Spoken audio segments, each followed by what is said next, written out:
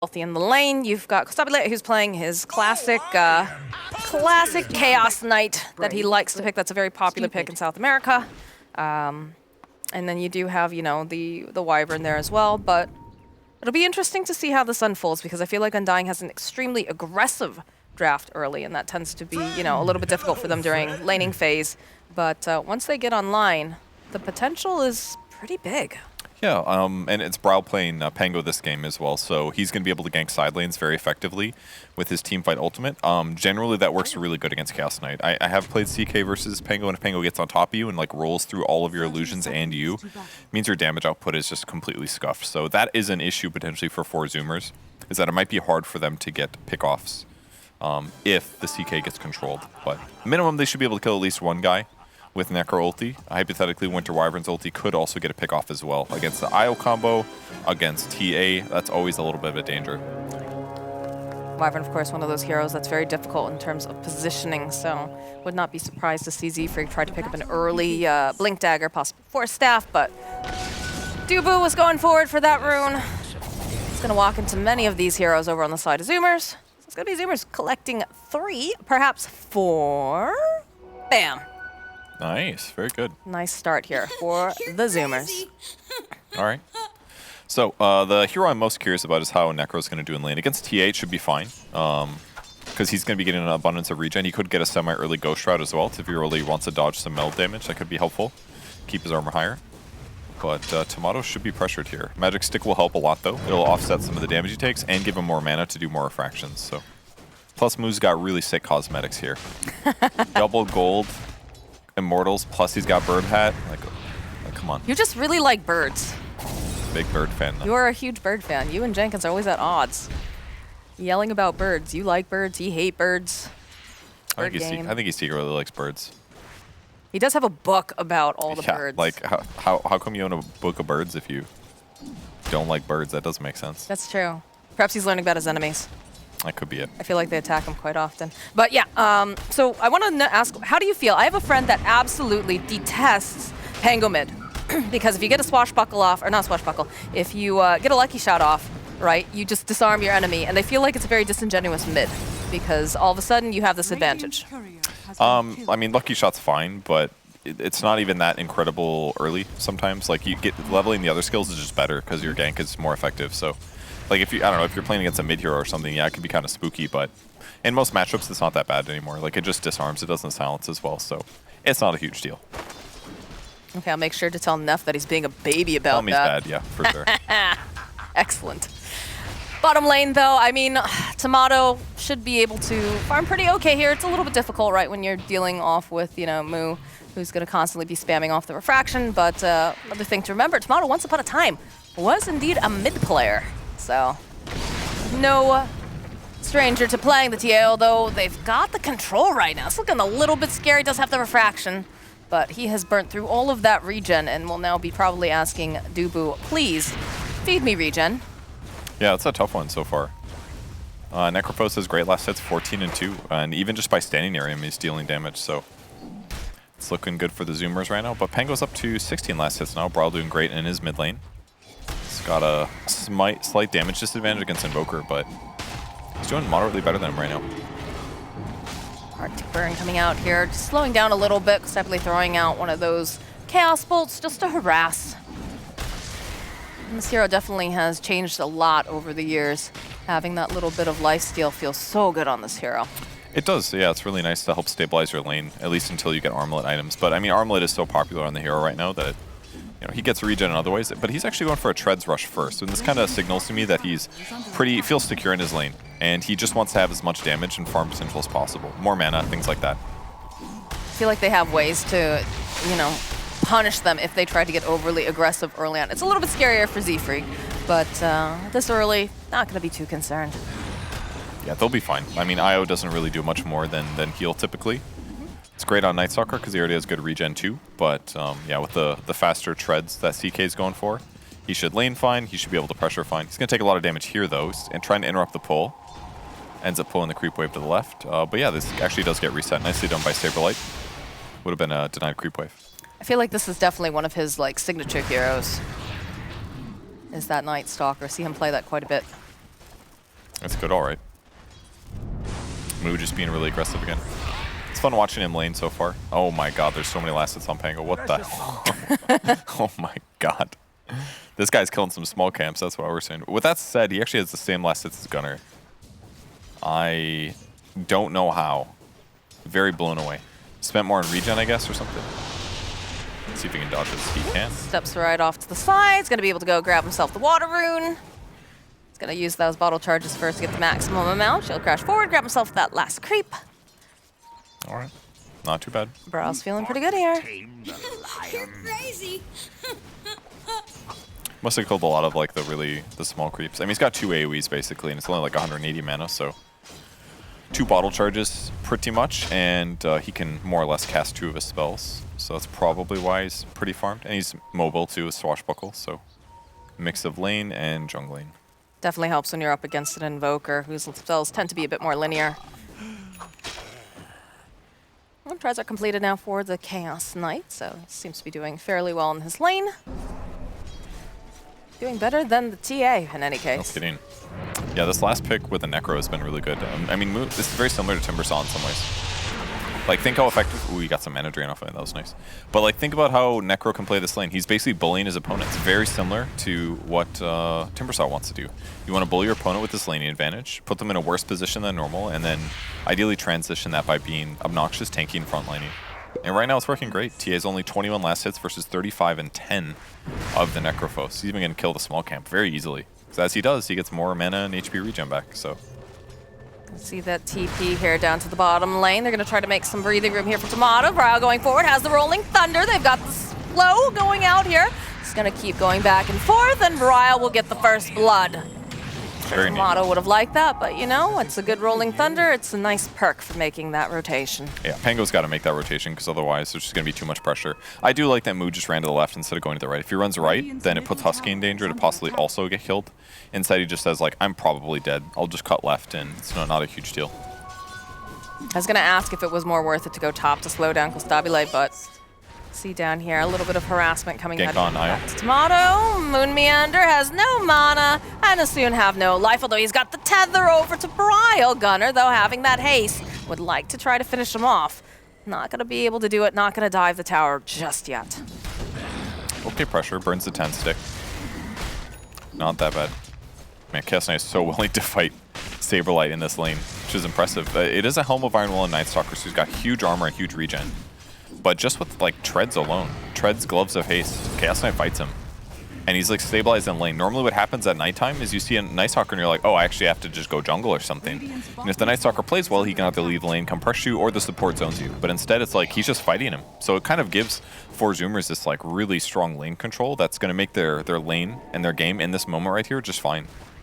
I like this. I like the moves coming out from Husky and Moo. They're going to interrupt all of these stacked camps, take some of this gold for themselves, force Tomato away. See Dubu trying to kind of sap a little bit here. Gunner also making this rotation. Tomato needing to be very careful. Well, they're going to try to go and punish Dubu instead. They've got plenty of lockdown, and they will just click him down. Despite that Fairy Fire, it'll take a little bit more effort, but eventually he falls. And again, top lane, you see the Phantasm getting pulled out here. A little harassment over onto Saberlight, but Stabulate having all the freedom in the world, while the TA on the side of Undying struggling. Yeah, he just ultis here basically to pressure the Night Stalker a little bit for a minute, and also to jungle with it. He knows Creep Wave is pushing up, so this is a great opportunity to do this. It'll double his damage while it's active. And now they're making rotations to pressure the enemy tower. A little bit of bloodlust here on the tower. Is Dubu gonna soak a bit?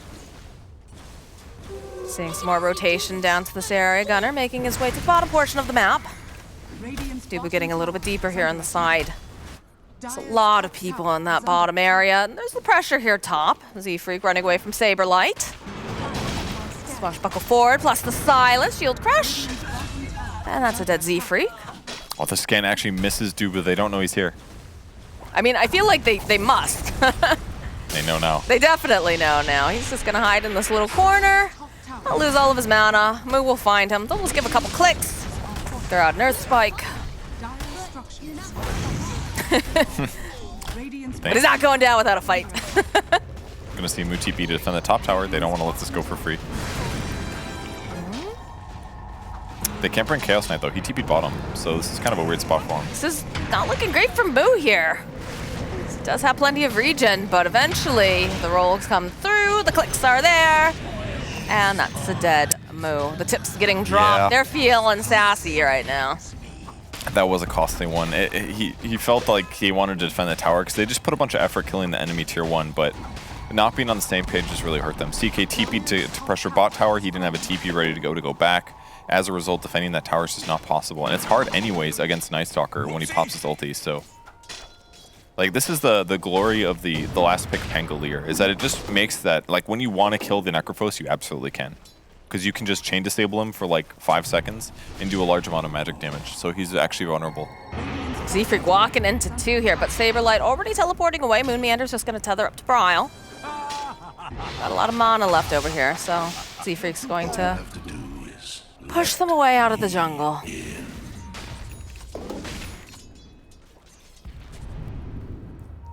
Some setting up here. Again, Tomato being able to go and hit these creeps, definitely beneficial. He had a little bit of a difficult time. Gunner, gonna force him away from this rune. It is a double damage. Z-Freak denying it, doesn't want to let it fall into the hands of Bryle. Doing a good job pressuring for now. But I think what we saw last game that's not happening here is that he's just swashbuckling away from the Invoker as well. So not only is the hero great for shutting down heroes like Necrophos, but he doesn't have to worry about losing a lot of tempo and getting like 300 mana drained every time that he gets close to Invoker. So I'd say the Quas Wax isn't really working out that great right now. And with the Maelstrom finish, he also does a lot of damage in these rotation moments. Rolling Thunder over onto Z-Freak. He's gonna keep bouncing back and forth here and get himself a nice pick off. All you have to do is let me in. So for now, Zoomers wants to pressure a little bit, but the game is still even. Moo's spending some time jungling. He's kind of in that like difficult position where you don't necessarily know what to buy. He bought a Belt of Strength first, then he said, you know what, I want to go mech. And if you're going mech, you don't want to finish treads. So now he's kind of in this middle point here. Great mana drain for Gunner here, but the relocate.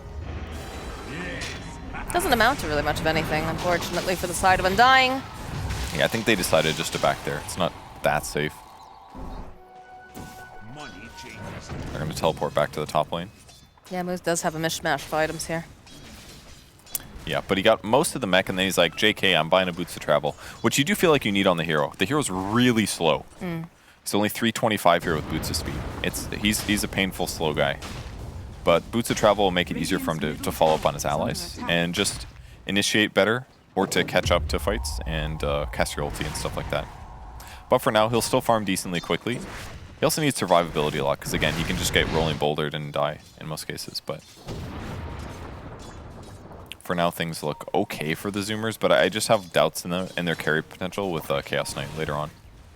He's more than strong enough right now, but doesn't always outfarm his opponents, and sometimes it can be costly to win battles. Do get the Amazing what you'll find laying around. urn picked up here for Io, so it's going to be a little bit more life, not lifesteal, but the healing coming out from him. And it's an interesting build, actually, because almost all Ios were rushing Holy Locket. Open up with the Hex, follow up the Earth Spike, move, joining in. I'm not sure they needed that Scythe, but you know what? Kill secured. Yeah, 15 more seconds, he's off the map, so it's going to make it easier for them to get objective control right now. It's not the worst. And frankly, with Necro getting that, it's kind of good, because he just picked up Boots of Travel. Now he's a little bit closer to his mech. So it kind of like solves both of his problems. He's going to be relatively fast now, and he's going to have the ability to power heal using Ghost Shroud. So I don't blame him too much for taking the gold in this exact moment. This vessel going to be very important for the side of Undying. Well, they have it over on Gunner, over on the Zoomers, to help counteract some of that Io. But Yep. Io not quite there just yet, working on it. And Spirit Vessel's amazing against the right heroes too. Bryle, considering? No, let's go back off here. Get tethered up to Moon Meander. Just gonna swashbuckle away, realizing we don't really need to take this fight. Spirit Vessel against Necro is going to be a bad time. It's definitely good on both teams. I almost wonder if Invoker should have gone Midas first, potentially, but again, it's a Vessel against an IO. It's really, really powerful. But the problem is nobody's dying, and fighting against Night Stalker and his ultimate is pretty much not going to work. They're just going to have their vision and control of you is going to be way too good. Yeah, it does feel like a very opposite game, considering that earlier on we saw like non-stop fighting, but only 7 kills on the board, being very measured on the side of both of these teams.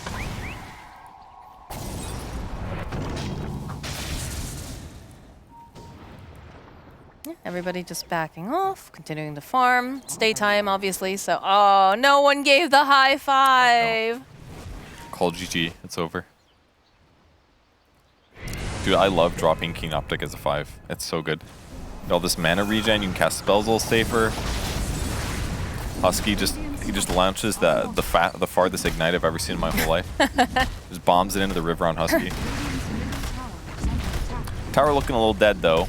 Yeah, they put the Bloodlust on it, but at the end of the day, another launching though. Look at that. Phew, all the way into the back lines over on Moo. But it looks like Undying just didn't want to contest. Just tried to be a little annoying. Never let them get something for free, right? Yeah. So even though you don't save the tower, you've at least put some damage out them, maybe tried to burn through some of their resources or force them back a little. I feel like we haven't really seen Saberlight make these, as I say that, they do have a smoke over on Dubu, so I was about to say, like, we've had some night times, we have not had Saberlight really taking advantage of it just yet, but ooh, they use the dust, they see Gunner. Saberlight jumping in, Z-Freak in position though. Ooh, a nice Winter's Curse, buying them a little bit more time here. Not gonna probably be enough to get the kill over onto Saberlight, but he's gonna have to back off. Got Bryle waiting in position. They'll draw over onto Dubu to get the swashbuckle up, but they're not gonna be able to save Dubu. Dubu will fall. The Rolling Thunder though coming through. Bryle looking for the angle. They managed to get the Cold Embrace off over Kostabi. They're gonna turn around and start chasing Husky instead. They realize that is the easier kill. As Tomato though, left behind here, does end up getting stunned. Io tries to come in, tries to save him, but they had that scythe all ready for Tomato with his name on it. Draw back over onto Moon Meander. He'll be the next one to fall. Nicely done. Even though the Pango ends up jumping away, it just became too easy to kill TA at that point. He didn't go blink this game, so his mobility is limited. Catches Bra a lot of damage. They're giving some plinks over here. Silence though, getting landed over onto the Winter Wyverns, trying to just fly away, use that arc to burn, and Saberlight just sitting too low. So kill Z-Freak, but they'll end up losing Saberlight on top of that. Yeah, not worth it there for Undying. No. Zoomers control the map now.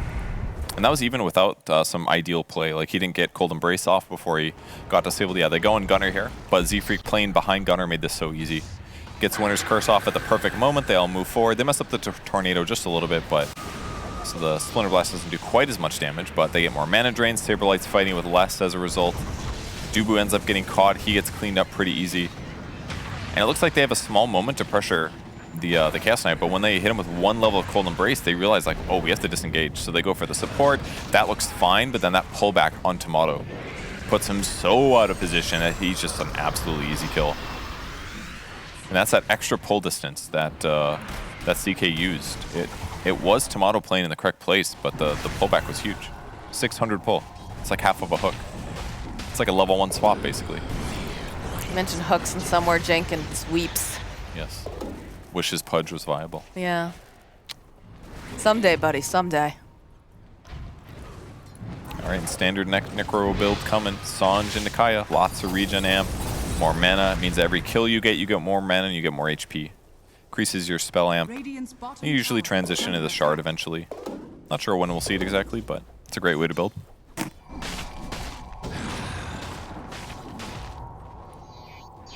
It's not really like too much overwhelming team fight that he has to deal with either, so it kind of feels like Necro doesn't really need to buy BKB necessarily. Mech and generic stats are definitely going to cover him.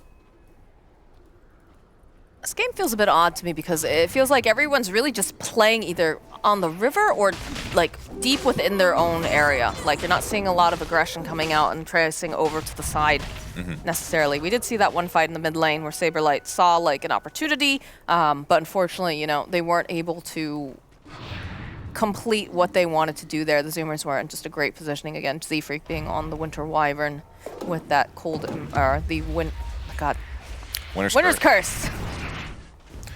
I understand. It is. We started so late. Got up so early and we got up so early. late. All right, BKB's ready for CK, so he's super ready to fight at this point. Yeah, this is good timing for the side of the Zoomers. I got very confused. He was jumping through shift Q items. He was like Kaya, and I was like, what? CK Kaya, and then he switched to like another random item, and then it was like Diffusal Blade, then settled again. New meta. He was probably just looking for Ogre Club, is what he was doing. Ooh, Necro's got the Essence Ring as well. Perfect item for the hero. It is a counter to Spirit Vessel anyways, which gives you raw HP.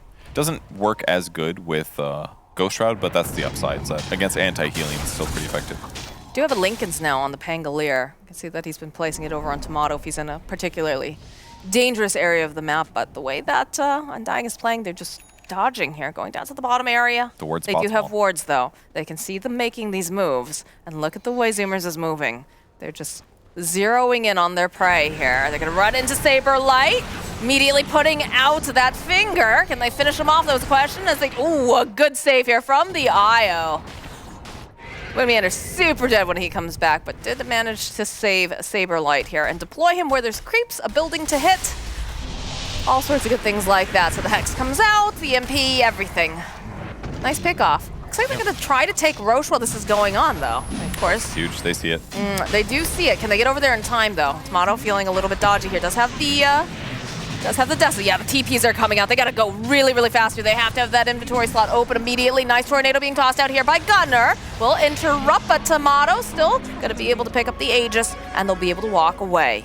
That's the Radiant advantage. It's closer to Roche, so as soon as you see 4 Zoomers showing in that bot lane, you just run at Roche, and now they have to cross so far. And they did play it semi-correctly. They sunstriked Roche. They said, hey, they're Roshing.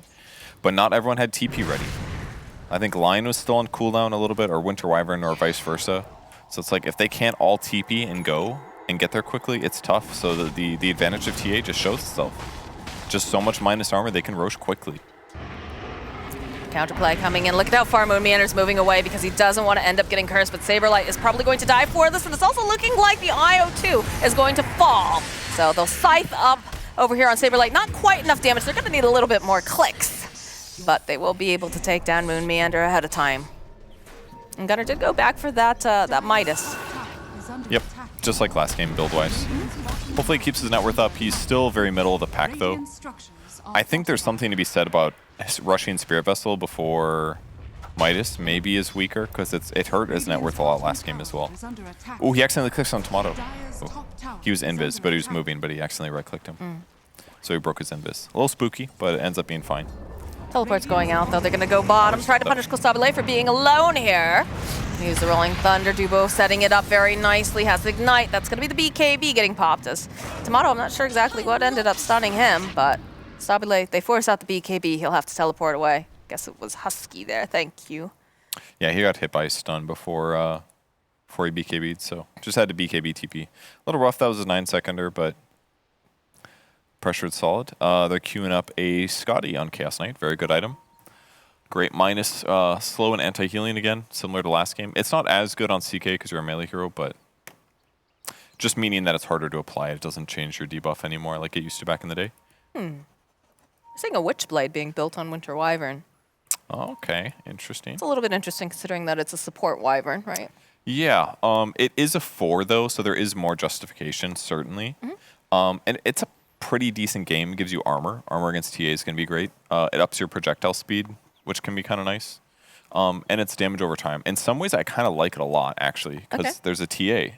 So it gives you 4 more ticks of damage with your burn. So actually, you're going to cut through his armor even faster. And that part's really sick, actually. So if he does ever catch TA, he can apply extra damage to him. So kind of interesting build. Having extra slow against like Night Stalker or other heroes is great. If he applies Witchblade slow to whoever IO's tethered with, tether, and IO's going to go slower too. Like, there's actually some pretty cool combos and some cool counters about the item. And on paper, it just makes sense to the hero. It's an interesting idea for sure. Surprised because Wyvern does tend to have some issues with that mobility. Moonmeander, though, getting spotted. He's going to have to go pop the stick. Just tether right back up to... Oh, the Sunstrike! Ooh, so close. That was really Not close. enough to take out Moonmeander. That would have been a big kill. All right. So pressure continues on the map. Shard picked up for Necro now. It's like the typical Quap thing. Get these heroes that pick Kaya Sanjas who have shards that give them more damage, and now he's just to be able to protect himself or others. It's actually a really good game for Deathseeker because you can make an ally or an enemy ethereal. So against TA, it's going to be so good. Dubu taking damage here, but they do not realize. Look at Husky though. He's Oh like my right God. next to him. He still can't see him. Woo. So Yeah. Dubu was tucked into the right and down a little bit. So Husky would have had to try and check that exact spot It's a good for juke him spot. to spot. Yeah, it's a great juke spot. It's very common to see pros go in there and then eat one tree to get back to the lane right now in the laning stage. So it's definitely a spot that everybody should know about, but it doesn't always work out like that. Net worth pretty neck and neck between Costabile and Tomato. Of course, Tomato having the capability of, using those side blades is always going to mean that he can farm very quickly. And CK, just, continuing that net worth. It is a little scary, though. You never want your CK to fall behind at all. Or honestly, like, if he's keeping neck and neck, it's also a little scary sometimes, I think, depending on what he's up against, right? For sure. He's definitely a carry that you want to stay like high net worth or above if possible, but it doesn't always work out like that. But yeah, with BKB and item transitions and the fact that he has a lot of illusions that TA is going to struggle to deal with when they go on him, it could be okay for him. The jump forward here, Rolling Thunder. Look at the space that Moon Meander is giving here. Just wants to make sure that they don't end up being too close for that Winter's Curse. But you can see Z-Freak getting into position here. They should be able to take down Tomato the first time. Follow up over onto Saberlight Side. It's going to get thrown out. That is a dead Night Stalker. Tomato popping the BKB now. Has to run away. He's going to try to put as much damage as he can over onto Moo, but there's the Winter's Curse. Going to buy a little bit more time here. Going to try to just can't. Oh, he's not going to be able to teleport out in time. The Zoomers ready for them and in position. Really nicely done. They realized that fight was good for them. Chaos Knight starts off grabbing the TA. TA didn't want to pop BKB early. They end up killing him. BKB tries to TP after the Winter's Curse, but it was just enough damage. And then they'll TP in kind of late. They also killed the ward right before it started. That helped them out a bit.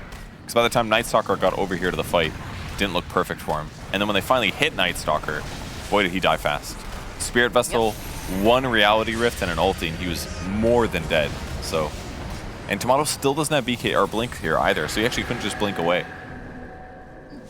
Just kind of committed and very easy to kill with that huge damage. Alacrity on CK, that's what got that kill. So, Zoomers are doing a great job. Top tower has fallen. You get the Ags picked up now for the Pangolier. This is a nice item here. Haven't seen it in a while. I feel like nobody buys it anymore for core Pango, but Oh, look at this, the jump forward immediately. Dubu is gonna end up tanking a lot of these spells as the other couple heroes are gonna be able to get away. He's hoping maybe for a denial, but no. The neutral creeps remain extremely neutral. But I like to say, the way that Zoomers is playing is very aggressive. They're really, taking advantage of the fact that they have this bit of advantage, for lack of a better word. yeah. Well, Pango's going to have good AoE with the Axe. That's why he's picked it up this game. He felt the need to get Lincoln Sphere, because otherwise, when he rolling Thunders, he's just going to Winter's Curse, so was forced to delay this AoE item. It's going to help him deal with the CK illusions. So itemization makes a lot of sense, but can they take a good fight? They've got weaker teamfight than 4 Zoomers now. That's what we've been seeing. Zoomers playing very tightly around Costabile here. Tomato, just putting some damage on the creep by cutting it. Isn't it Costa Bile? Just Please. That's what he said. It doesn't No, it's sound as cool. Costabile. No, he literally said in the interview, Costa Bile. It was not Costabile. It was closer to Costabilly. But we're not getting into this right now, Kevin. I can't remember. Please. I swear to God, it was. No, right. It was not. There's a whole fight breaking out now. Saberlight is trying to finish off. We'll be able to take down Z-Freak, but the Reality Rift right forward again with the Scythe will ensure that Saberlight will fall, but they jump onto the back lines. They finally manage to take down Moo. Rolling Thunder again coming forward here over onto Chaos Knight. He still has the Phantasm up, but he's not going to. Oh, no, he's going to still try to go for it, but again, that AoE gets Moon Meander. Can they finish off Costa? Yes, they will be able to, as now, do they have anything to cancel out the TP? Oh, yes, they do. They got 3 things. My goodness. Died fast. This fight looked pretty okay for the Zoomers at the start, and then it just started going bad. They jump on Winter Wyvern. They get silence off on him. He doesn't get any spells off, so that was a great catch by Night Stalker utilizing his Blink Dagger here. They do a little nuke. They pop the ulti. He sees his targets. He instantly jumps on and kills Z-Freak, making this fight look so good. And yeah, he ends up dying, but then BKB is burned on CK, and this rolling boulder not only guarantees Necro's death, but guarantees CK's. It was close for a moment, though. I just can't believe he was able to kill Moon so fast. That was a lot of damage. All right, well, fight going pretty nicely here for the side of Undying. It's going to allow them to push out, get some vision out on the map. So while Winter Wyvern does have Witchblade, and while it makes some sense this game, if he's got a Force Staff, that whole team fight goes differently. So he basically needs to be able to get himself away from away from a Night Stalker if Night Stalker goes on him, and then he can cast some spells, and that makes the whole engagement just a lot harder for Undying. So Witchblade, cool on paper, not good in that fight. I mean, we saw what a healing focused Wyvern can do, right? We saw Insania playing it over in Western Europe just recently. The saves coming out, plus with the Shard being able to get the Cold Embrace, followed up with all of that Splinter Blast. He did a ton of damage as well. So, you know, it's interesting that we can see these heroes play just a little bit different. We can understand the reason why Z-Freak has gone for this particular build. But you also have to wonder a little bit if it might have been a bit more prudent for that mobility item, because that is indeed something that Wyvern lacks, especially against Night Stalker. And it's not even really like positioning is that easy. You can't hide by trees. Night Stalker presses ulti and he sees exactly where you're standing. Yeah. So you basically have to just sit way behind your team and have something like a blink. That way if he does go for you, he's so out of position that you can't get out. And that's why Z-Freak is standing directly behind his teammates. Okay, all right, they'll get the disarm off. But again, they just immediately back away. I'll pop a trap.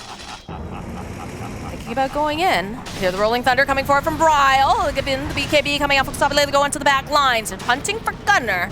They do manage to get the dust up, but over on the side, look at this damage coming out. Oh my god, they just immediately blow up Tomato. They'll get Z-Freak too. Saberlight now running away. This Isle just gets dragged right back in. And just like that, there is no Tomato, no Moon Meander, and the Zoomers are zooming across the map. Yeah, they got their trade basically. Night Stalker was looking for and found Z-Freak, and he does end up killing him.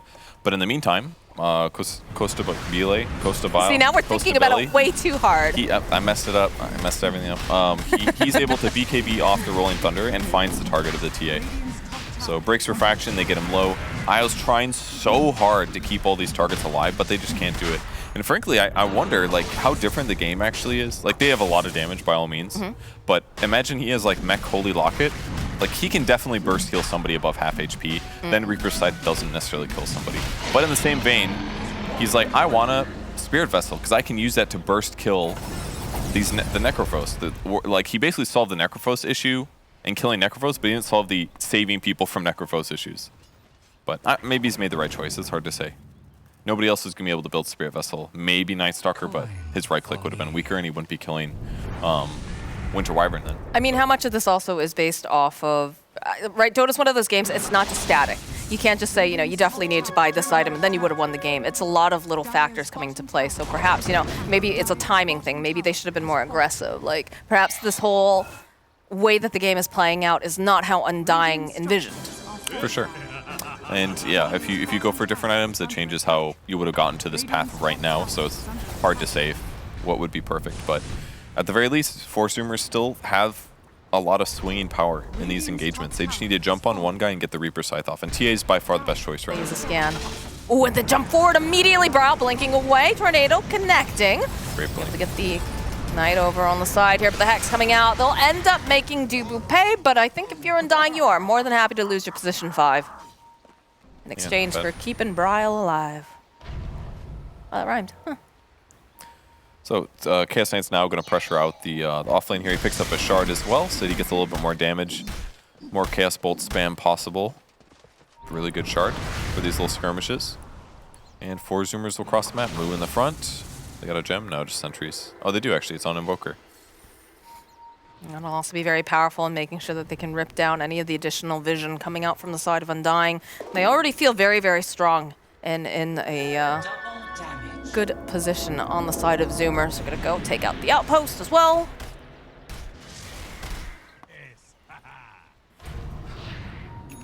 The Orchid coming out of Tomato is a little interesting. I guess with no BKBs, the same kind of thing. Like they don't want to buy BKB against TA, so he buys an Orchid, and then Orchid's going to be effective. But now they want to pressure. They've got Aegis, they've got Shard. We've got Alacrity on Costabile, Phantasm getting brought out here. Throw out a casual tornado, clean up the creeps. Interesting choice. The ulti into immediate runaway. I guess all of his opponents came back, so time to back. But sucks to use your ulti. Yeah, Undying's gonna try to punish this now. Gets a great neutral item. Titan Sliver is excellent on Chaos Knight. It's gonna be a hard choice though. Paladin Sword also really good on the hero, getting extra heals. They have to see this coming. There's nobody defending. Creeps are pushing in. Look at the way that they're positioned over on the side of Zoomers. They're waiting for this attack. Immediately, all right, jump forward here. They're able to just blow up Z-Freak. Very nicely done move, popping Ghost Shroud, but they're able to find the kill on Husky as well. As now Saberlight stuck over here on the side, just flying around. They see Moo, they've got a lot of damage. They'll be able to take him down, but they'll also be able to take down Saberlight. As now Costabile, he is just getting pounded away over here by Bryle, by Tomato. That's gonna be the Aegis. Come back up again, Husky teleporting in. Bryle just trying to put out the damage. They immediately just take out Husky yet again here, and they'll be able to lock into place. Gunner will fall, Moon Meander next. And now Costabile trying, oh, he's not gonna be able to go! He's not gonna be able to teleport home. There's just way too much damage coming out from the side of Undying. That is a team wipe for the 4 Zoomers. And an excellent fight coming out of Undying, realizing they do not have that Chaos Knight ultimate. Let's make a move. Yeah, I mean, they didn't feel comfortable going high ground, so they backed up, but their positioning was not excellent in this circumstance here. They just now put their ward down, but ultimately it was Undying catching them with their pants down. They did not expect Undying to attack them from the right here, and that's why Z-Freak died so fast. It does feel a little surprising though, like you saw, like they pinged out the fact that, you know, the creeps were making their way in. So it felt like I guess it's just all about the angles. Yeah, the angle was huge. Undying didn't hesitate, they instantly smoked, they came for this fight, they took a great fight. Basher on Bryle is what ended up getting in the stun there. And that was all she wrote for his life. So yeah, he felt good about that bash for sure. Once he gets that, everything's looking great against the 4 Zoomers. Full Abyssal Blade too, and they were able to go and put some damage over onto the tower based off of that one engagement. How fast they can shift that tide. They actually bought maybe 2 Shivas, because I think Invoker was thinking about buying one. No, he changed his mind, he went for a Lotus Orb instead. It's a decent alteration. Would have been good on both. I mean, attack speed reduction is amazing. Definitely very good against heroes like TA. Oh. But she has enough, though. She's got Bloodthorn. So a little attack speed reduction won't hurt her too bad. But for now, Teamfight is still really strong on Undying. I think what we've basically been seeing so far in this series is that Undying is just better at finding teamfight angles that are favorable to them than teams like 4 Zoomers. And it just has a huge impact on whether or not you win the game. I mean, Zoomers playing very, very well, you know, taking advantage of the fact that they had strong lanes, that the CK got very, very large. But like you said, it's these little things that can just tilt the tide of the game as they are smoked up over on the side of Zoomers. They don't want to kill Dubu. They definitely don't want Dubu. They want someone much higher priority. And there are a couple heroes up here. It is Moon Meander and Tomato, so they have to be careful. Blink away. Oh dear, it is going to be the Moon Meander who is going to suffer for this. BKB from Tomato. Should be able to run away here, teleport out in time. Do they have anything? No. Can't get there quite fast enough with that Winter Wyvern. That was close. I think they didn't have vision on him in time or something, but like he had X available, and BKB did end out before the TP. But IO dead, more map control. They still have gem. No, they didn't. They lost in that last fight, so they won't be able to get as many D wards as they'd probably like here. But CK's net worth is still pretty darn high. So a little closer to overall main blink. He will get there eventually, but Undying crossing the map. It's nighttime. They got 3.5 minutes here. Try to make something happen.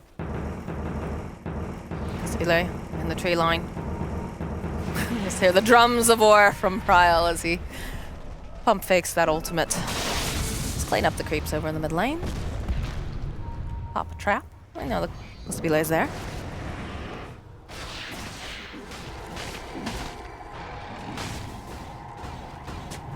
Interesting talent for Kosubile. He went for a min-max Chaos Bolt. I'm surprised about that. There's a lot of BKBs that are pretty relevant, you know? Like, if he... I guess it's harder for Reaper Scythe, because a lot of his kills are, like, jumping on one guy and getting him low enough that Reaper Scythe works. And if they're... But I can't help but think that, like, to be able to Reality Rift a TA who's BKB is still really valuable, but maybe it feels too difficult. Maybe he cares more about, like, getting that disable off on some of those heroes when their BKB's not up, and that being what gets them the kill. But kind of interesting choice. Witchbane picked up. not a great game for it. A lot of lower int and lower mana heroes, so we'll probably not see that one used much. Winter Wyvern does have a Shadow Amulet now with his Ghost Scepter. Still no Force Staff for him. But City Invis is actually a really good solution because while there is a gem on the Night Stalker, as long as he's not in the front of his team and he stands invisible, like you can't just press your ulti as Night Stalker and see him from 1,800 units away. You're going to have to get within wherever the range is, 900 range with Gem of True Sight. So it's a really good item solution here against the Night Stalker. That something interesting to learn about supports versus, yeah, even Husky bought one too. Or I'm sorry, excuse me. Z-Freak, it put him in Viz, then it goes on cooldown, then he gets used on himself. So it's kind of cool. It's a great item if you use it correctly. A lot of people abuse this item to throw games. It's going to be a reload coming in over into the bottom lane. Just going to push out. Meander and Bri will clear up the creeps. And then they'll head back. BKB queued up now for the Necrophos. Night Stalker, I like this. He's got the ninja gear. He's going to be able to do a lot of scouting here, provide a lot of information. It is cool. A little armor too with all that agility. That'll help him a bit against the CK. But CK is going to sell Echo Saber actually and pick up AC, so he does not end up finishing the overall main Blake. Definitely a good choice. Attack speed is just about as good as Echo at this point. They Sunstrike, no and then Roche for a minute. But overall, CK's survivability is going to be really high now. And 5 more armor for everybody on his team too, so TA's ability to get kills is going to be lower. But the scary thing is that Nullifier's finished on TA. He's got Nullifier and Bloodthorn. So yeah, good luck, Necro. This is where you start having a really tough time. It's all about who gets to jump on who.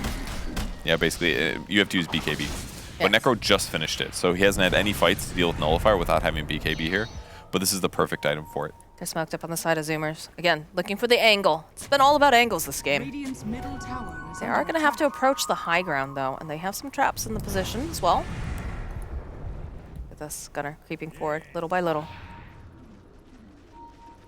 Dubu hiding over this tree, throwing out a casual tornado. He's going to get stunned up immediately from Dubu. Costabila jumping out to the back lines, though. Will immediately make Dubu pay for this, but this is not looking good for Gunner. Gunner, he's going to fall. Does have buyback. Rolling Thunder coming out now from Bryle, circling around. They want to take out this Winter Wyvern. They don't want to have to deal with them any longer. As Tomato fighting over the back lines with Costabila and Moon Meander. The chase is on over after Z-Freak, though. Can they finish off this Wyvern? The Vigor coming out. It's a good hit. And the Scythe coming out over on Tomato. Bryle now is the only one here. He's going to try to just man fight against Costabila, finding the opening. Dubu's here. Jump forward again from Bryle. He's just eliminating people, but Gunner, he's still chasing after now. Husky jumping forward, sees Bryle. Get the kill on Husky. And the Isle sitting very, very low, trying his best just to keep Bryle alive. And now it is Bryle just against everyone. There's going to be the buyback. Yeah, I wants to get back in. Bryle without mana now. It's looking pretty scary. He's going to have to go. Try to jump back here. Moon Meander rejoining again, trying to just put out a little bit more of that region. The chase is on after Gunner. Roche is back up again. These spirits landing. Oh. Down, right down. They just don't have enough damage. Moon Meander now needs a tether, needs to get out. Is this going to get cold snap down, though, after that buyback? Oh, it was so close, and now the gem's on the deck. 2 gems on the deck. Two Husky gems, actually, in Moo's inventory. One for each eye. All right, so the fight looked rough for Zoomers with Gunner getting killed towards the start of that, but his buyback was so effective because it felt a bit iffy for them. He moves forward, smoke gets broken, he tornadoes instant stun from Dubu, great positioning and vision, but Dubu will die, Gunner will die after getting Bloodthorned here. They try to save him, but a little bit slow on Z-Freak, unfortunately dodges some damage. He's now going to suffer, but Ghost Scepter buys him some seconds here, and then Tomato just gets beat on by CK, and surprisingly, eventually, he does get cut down. Finger of Death plus 3 per scythe is enough. And now Gunner just comes back, and this is where he starts doing work. The Meteor's going to finish off Saberlight. He helps kill Dubu here. And for the rest of the engagement, he just helps kite things out. Really nicely done for him to respawn for this engagement. It's a lot of buybacks during that. It was, yeah. That was a dieback for Ogre. Yeah, even Moon Meander bought back here, and that was his dieback too. Yeah. That was pretty tough for him. Both of the supports falling on the side of Undying. Almost managing to get the kill on Gunner. They're very, very close.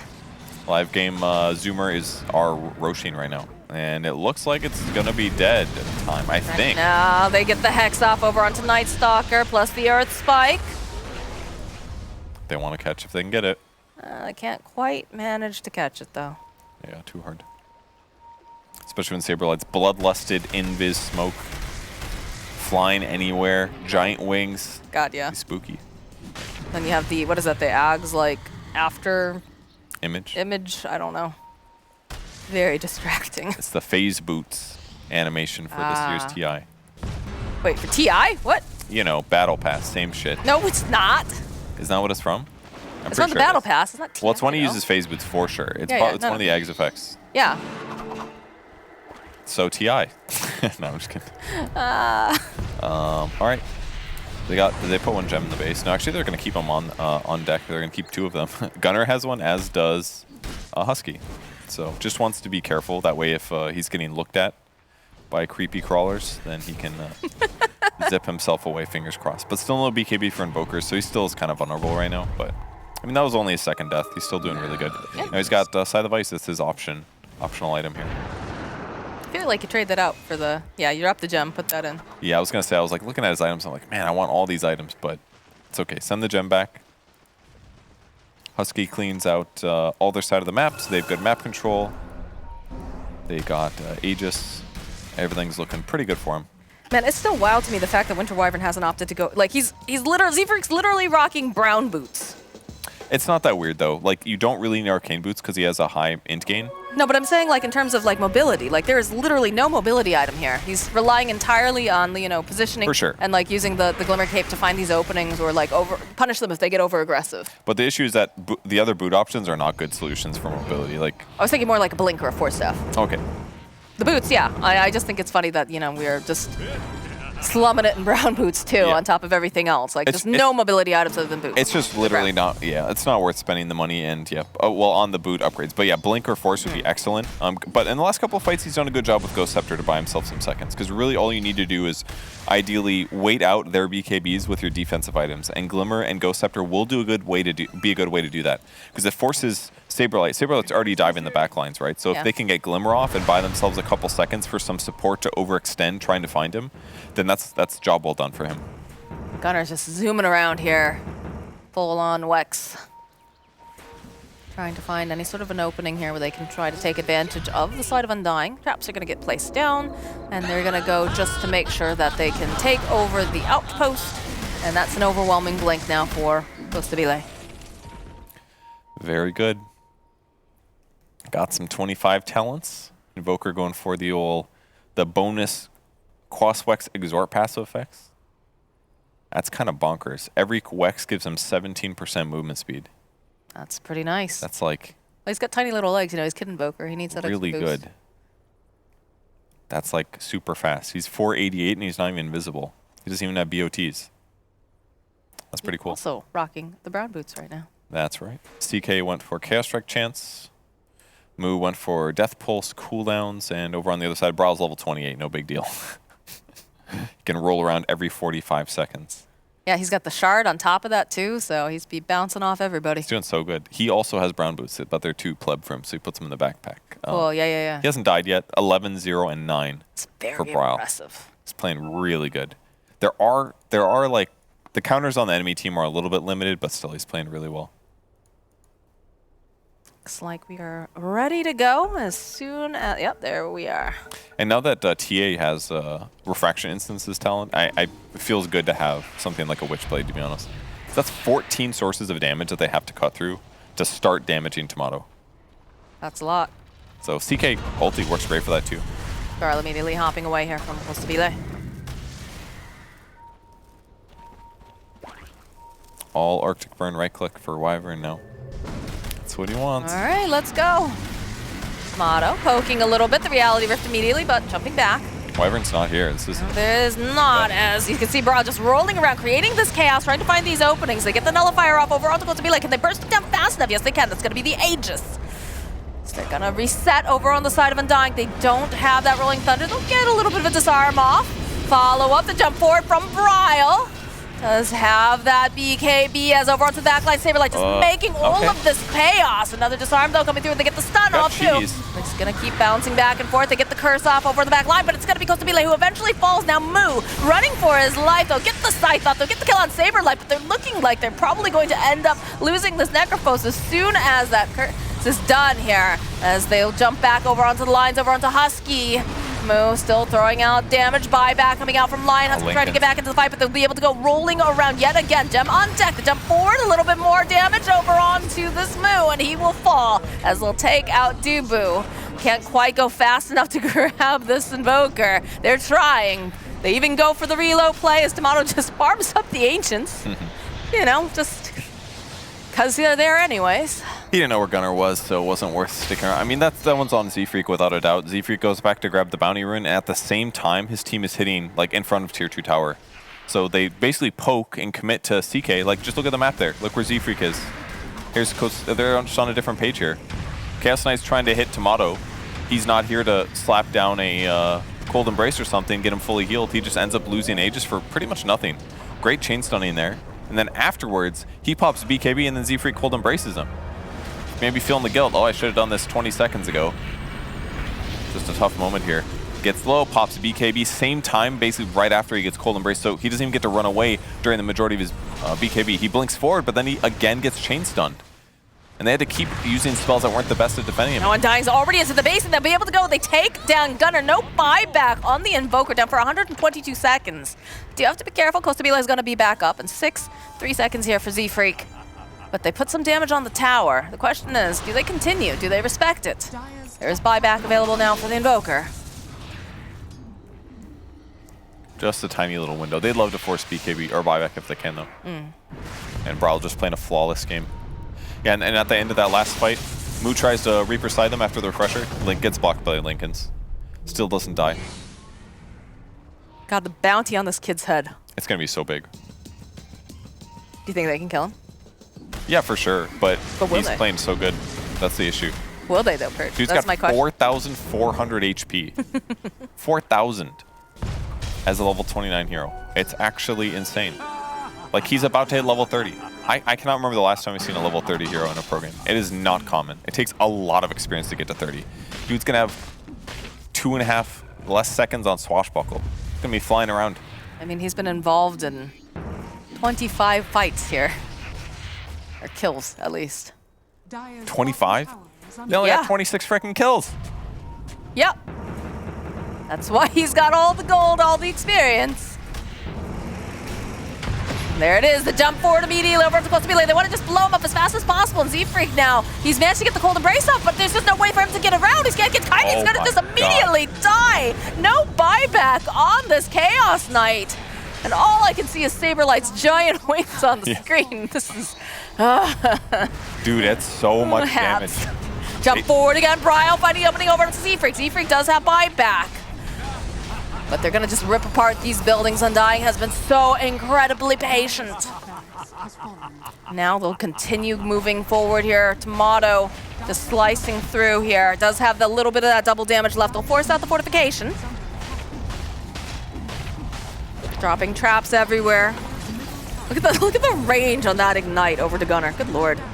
Follow up with a little bit of a tornado. They're trying to push them back. They do buy back on the Winter Wyvern. These buildings are just crumbling. They have to be so aware of the Lincoln Spheres, too.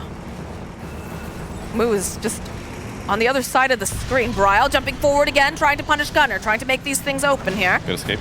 Go forward. We'll run into Moo. Bryle gonna bounce off here. Jump back in. BKB getting popped here from Moo, but look at Tomato. He got so much damage. Husky going forward. Does get stunned up. This is the jump forward again for Bryle. He's just doing so much as Husky next to fall. The silence, the Witcher's Curse, though, comes out and buys him a little bit more time, but they just can't do enough damage over to Bryle. They cannot kill this man, even with the scythe. Oh, they almost managed to do it, but Moomiander, he keeps him alive. He's got the BKB Bryle. Oh, my God. That man should be dead. Can't do it. He had 50% damage reduction when he gets Winter's Curse there, so even though they're his whole team. Oh my God, he wants more. He's going in after Gunnar. Jeez. This all hits, roll, Bryle. Holy crap, dude. What an absolutely flawless game by Brawl.